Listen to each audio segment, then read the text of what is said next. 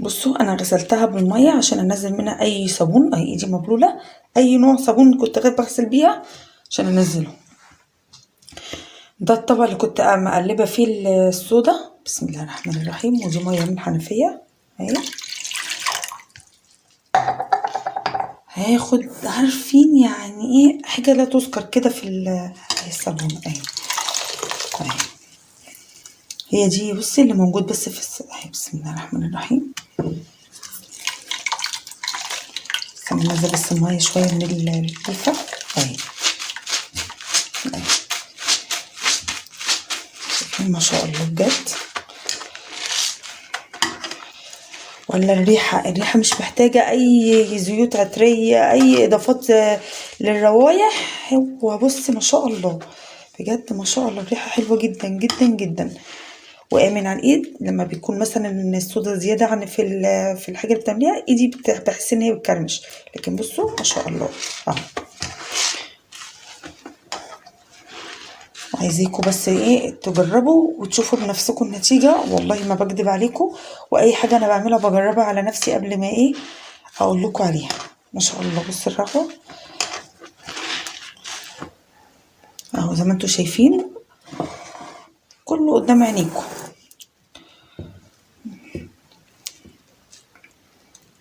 ما شاء الله بجد، ما شاء الله ما شاء الله. عايزه بقى اتقل من كده هتقللي الميه في البدايه زي ما احنا كنا شغالين بكوبايه، لا كوبايه الا ربع او نص كوبايه. عايزه تسيبيه زي كده تمام براحتك، دي حاجه ترجع لك. وكده بكون خلصت معاكم الفيديو، يا رب يكون افدتكم، والسلام عليكم ورحمه الله. هنا بقى زي كل مره بقول لكم لازم نبتدوا باول حاجه الصودا عشان تبرد.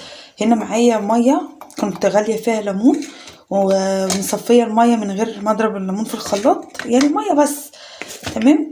هنا هاخد بصوا معلقه صودا كاويه او هيدروكسيد الصوديوم، معلقه هرميه تمام. طبعا عشان المعلقه دي مش معلقه من الكبار اللي احنا متعودين عليها، هاخد يعني حبه صغيرين كمان. انا عشان بعمل بايد نفس يعني فاهمه بصور وبعمل فمش متمكنه اهي كده، تعتبر معلقه هرميه كمان. فهنا عشان معانا التلج هنقلب فيه. التلج هنا عشان يحد شويه من البخار اللي بيطلع او الابخره اللي بتطلع، الضره اللي بتطلع من الصودا عشان صدرنا ونفسنا.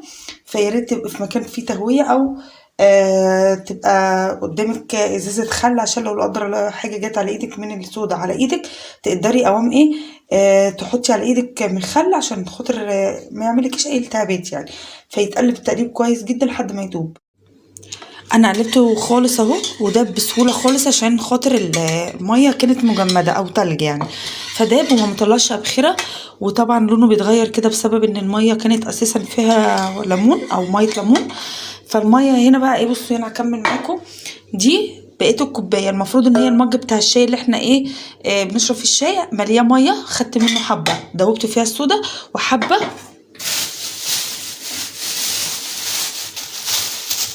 هناخده معلقتين هرميين من ايه من النشا علشان خاطر يبقى فيه ترطيب للايد. يعني انت لما تيجي تستخدمي المعجون اللي احنا هنعمله ده يبقى فيه ترطيب للايد. هنعمل ايه دلوقتي؟ هندوبه كويس جدا.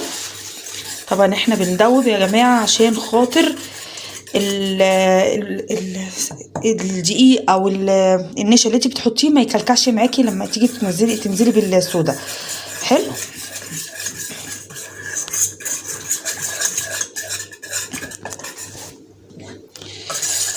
انا عملت في كوبايه واحده كل الكميه دي ليه؟ عشان انا عايزاها يعني زي معجون او عجينه او كده. هنزل بقى بالصابون. بسم الله الرحمن الرحيم. ده نص لتر. بتقلبيه كويس طبعا عشان كله يبقى حاجه واحده او يندمج في بعض. خلاص انا قلبته كويس كله في بعض كده، يبقى دي ميه النشا، الميه والنشا والصابون. هنزل بقى بالصودا اللي احنا مقلبينها دي في الميه بتاعت الليمون برضو. بصوا عايزه اقول لكم لو هي بميه عاديه سيبوها تبرد خالص خالص خالص، لكن لو هي ساقعه حطوا على طول عادي اهو زي ما انتوا شايفين. هيخلي النشا تستوي بسرعه اهو، مش عشان هي سخنه تسوي النشا لا بالعكس. انا عايزه بس ايه اوريكم. بصوا بقت عجينه هو لحد كده الوصفة تمام التمام، لحد كده ايه الوصفة تمام التمام. انا بقى عشان عايزة ازود قيمتها للاستخدام بقى، خلاص انا قلبته كويس جدا. بصوا بقى عجينه خالص لحد كده تمام، تستخدميه على الوضع دوت. بس انت بقى لو مش مستعجله عليه برضو هتسيبيه يومين لحد الصودا ما تطير منه. فاكرين العجينه اللي احنا او المعجون الليمون اللي احنا عاملينه، هناخده منه نص الكميه دي، زي نص كوبايه كده، او مثلا زي ما انتوا شايفين كده. ادي كده 3 معالق،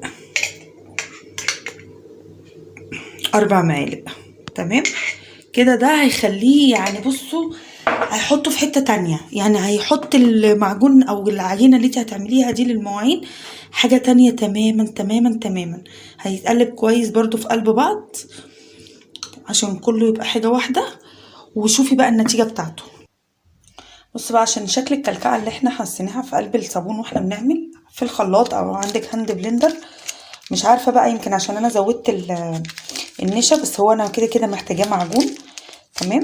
حط كيس ساتش ده اللي هو ابو جنيه الكيس ده، تمام، عشان يدينا برضو ايه زيادة بقى ايه نظافة. طبعا الصابون السائل اللي انا حطيته في الاول ده انا جايبه نص لتر 3 جنيه، والكيس ده بجنيه يبقى 4 جنيه. كل ده اضافات للصابون اللي انت بتعمليه. انا هضربه في الخلاط عشان يبقى فيه سلاسة كده في المعجون، واستخدامه يبقى سهل، عشان خاطر كده هو يعتبر شبه مكلكع. تمام. هضربه وارجع لكم. بصوا بعد ما ضربته بقى، بسم الله الرحمن الرحيم، بقى سهل ازاي وسلس كده. هتاخدي منه تغسليه، هتستعمليه زي الصابون السائل عادي خالص لغسيل الاطباق والكوبايات والالومنيا والاستانلس واي حروق عندك في البيت. تمام. فكده بصوا زي ما انتوا شايفين بقى عامل ازاي. شفتوا الاول كان عامل ازاي، بس دلوقتي ما شاء الله. وعايزين نجرب الرغوة بتاعته.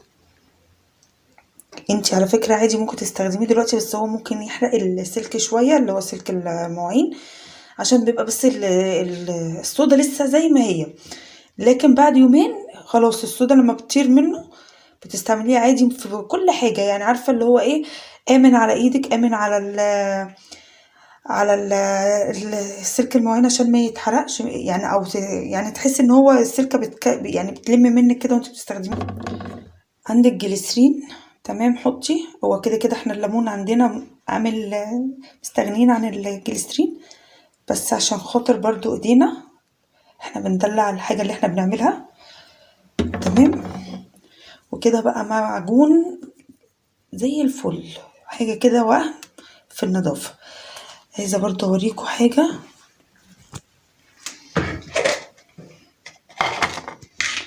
ده معجون انا كنت عاملاه بالصابون البلدي، وحط عليه المعجون الليمون اهو زي ما انتوا شايفين. كنت ماليه العلبة دي. انا كل ما بغسل ألمونيا لازم اخد منها واغسل بيها، ما شاء الله بجد، غير الصابون لوحده خالص. يعني معجون الليمون ده حاجة كده وهم سحرية. بصي قولي عليه من هنا لحد بكرة زي ما انت عايزة تقولي قولي، بجد حاجة جميلة قوي. خلي بقى نركنه ده كده على جنب ونجرب الرغوة. بصوا انا غسلتها بالمية عشان انزل منها اي صابون، اي ايدي مبلولة، اي نوع صابون كنت غير بغسل بيها عشان انزله. ده الطبق اللي كنت مقلبة فيه الصودا. بسم الله الرحمن الرحيم. ودي مية من الحنفية اهي. هاخد عارفين يعني ايه حاجة لا تذكر كده في الصابون اهي. هي دي بصي اللي موجود بس في اهي. بسم الله الرحمن الرحيم. ننزل بس المية شوية من الكيفة اهي. ما شاء الله بجد.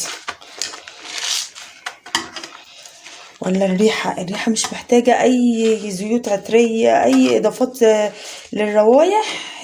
هو بص ما شاء الله بجد، ما شاء الله الريحة حلوة جدا جدا جدا، وآمن على الايد. لما بيكون مثلا الصودا زيادة عن في الحاجة اللي بتعمليها ايدي بحس ان هي بتكرمش. لكن بصوا ما شاء الله اهو. عايزيكم بس ايه تجربوا وتشوفوا بنفسكم النتيجة، والله ما بكدب عليكم. واي حاجة انا بعملها بجربها على نفسي قبل ما ايه اقول لكم عليها. ما شاء الله. بص الرغوة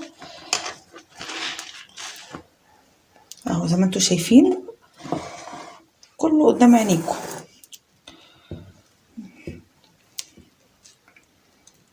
ما شاء الله بجد، ما شاء الله ما شاء الله. عايزه بقى اتقل من كده هتقللي الميه في البدايه زي ما احنا كنا شغالين بكوبايه، لا كوبايه الا ربع او نص كوبايه. عايزه تسيبيه زي كده تمام براحتك، دي حاجه ترجع لك. وكده بكون خلصت معاكم الفيديو، يا رب اكون افدتكم. والسلام عليكم ورحمه الله.